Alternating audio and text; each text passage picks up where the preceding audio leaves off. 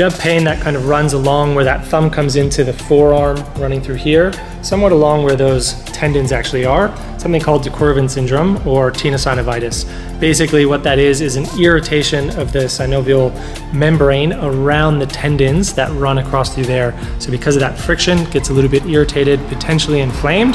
So anything sort of wrist movement like that or with the thumb tends to be quite irritable. So let's look at a couple exercises for managing the symptom.